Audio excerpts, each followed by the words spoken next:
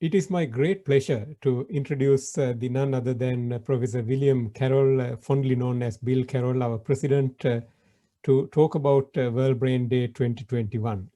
This is a historic event given that Bill spent a large portion of his years basically dedicating his life or professional life to promote better care for patients with the very topic that we are going to talk about.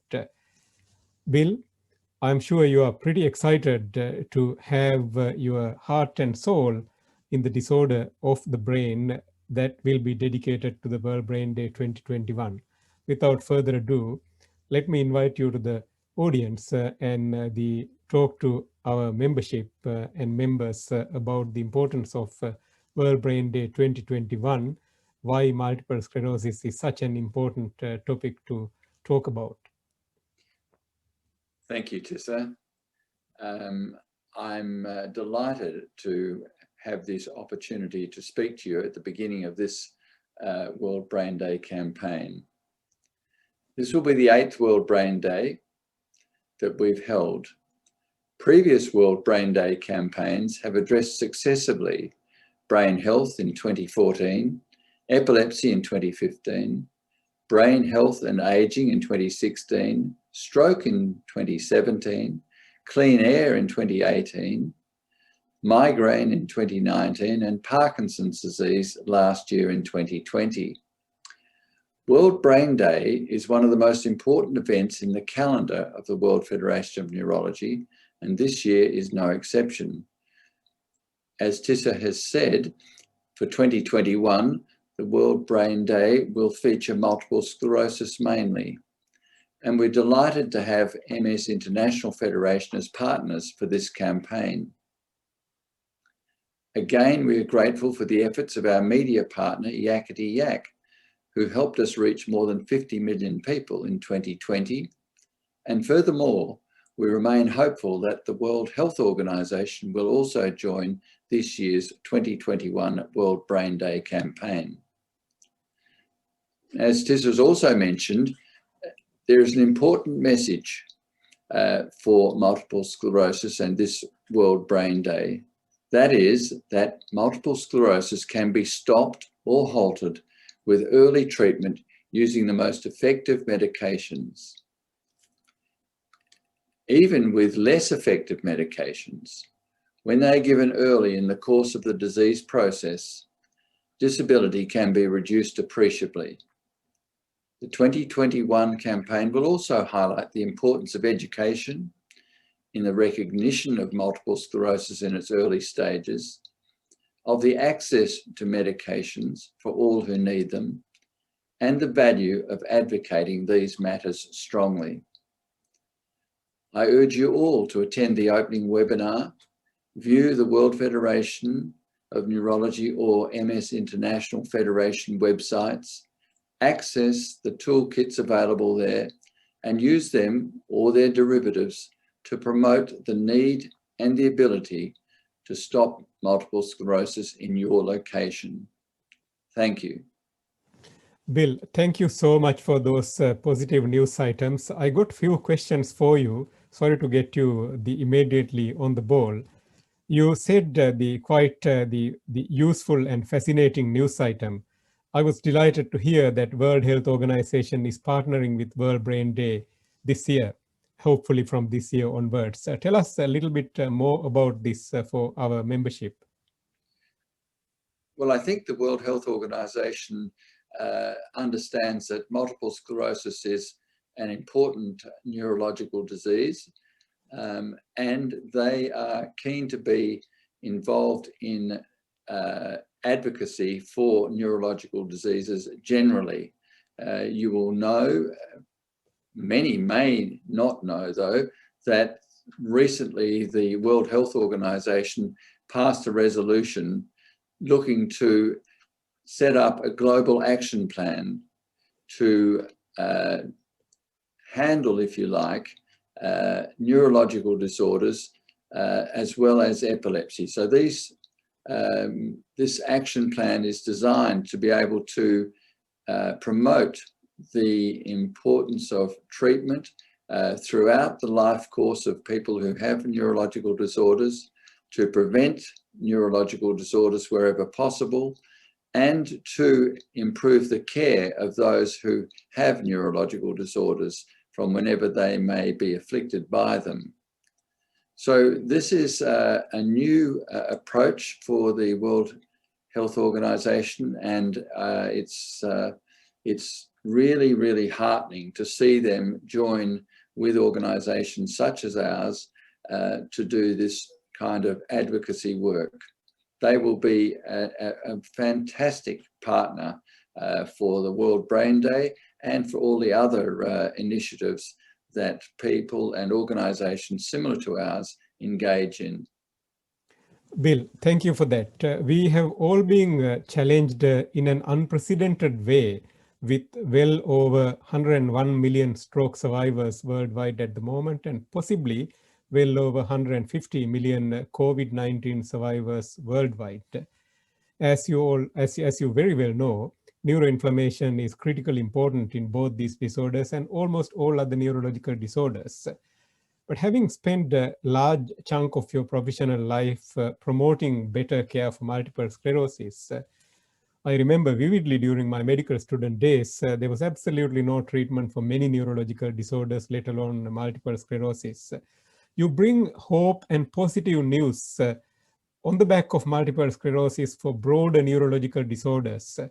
Tell us about how well multiple sclerosis can be managed with action-packed, game-changing medications nowadays, why we should celebrate this good news story, despite we still have to fight hard to bring access of care to patients worldwide. Yes, well, you've touched on two important points here, Tissa. First of all, the good news story that we do have available to us more than 20 very effective agents which will stop the inflammation and the inflammatory phase of multiple sclerosis. As everyone would know, in the cases which are designated relapsing disease, where there are relapses early in the course of the disease, if treatment with effective medications is commenced, then those patients seem to be able to have their disability halted at that point. So if they have no disability, they don't progress any more disability.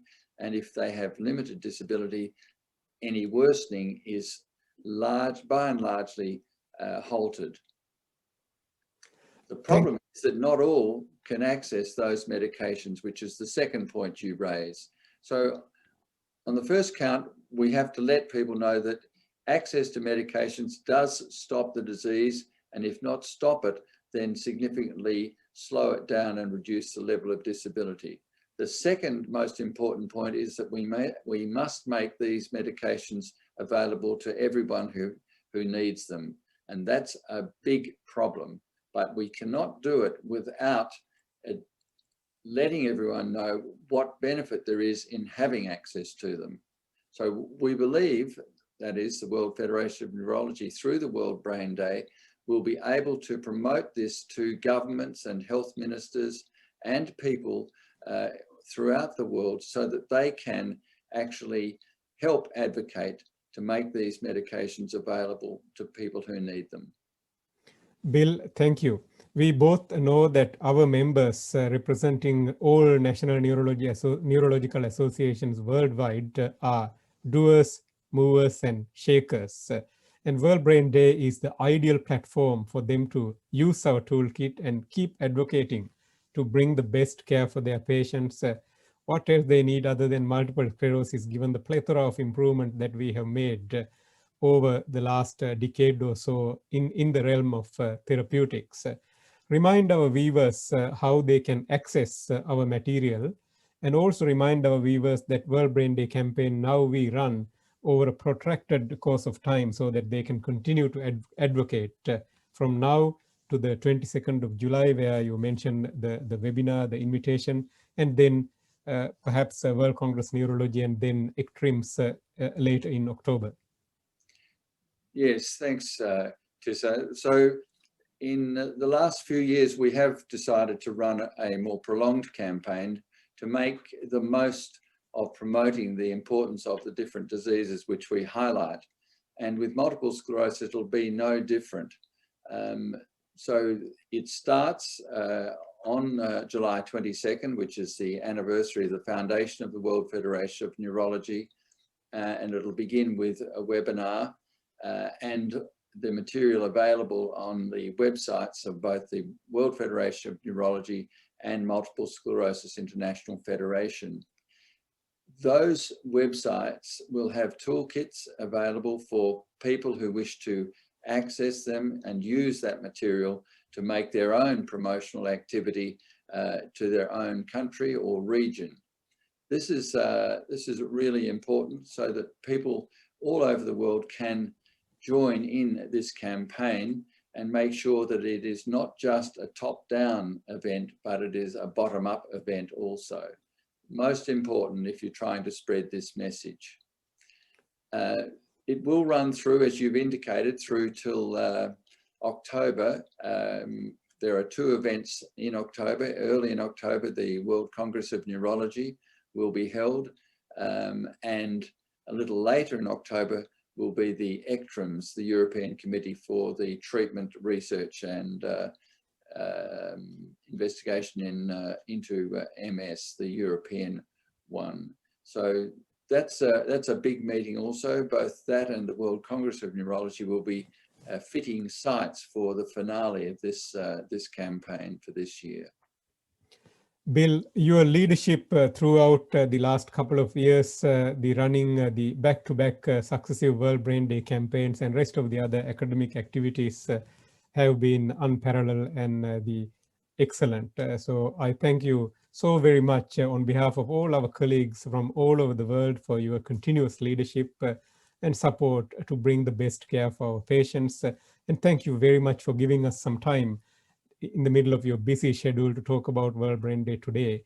And I sincerely hope on behalf of Public Awareness and Advocacy Committee that given that our members are very much experts in virtual academic life, this year we should hopefully break the record of 50 million to 100 million or more outreach with such a positive message. Thank you very much.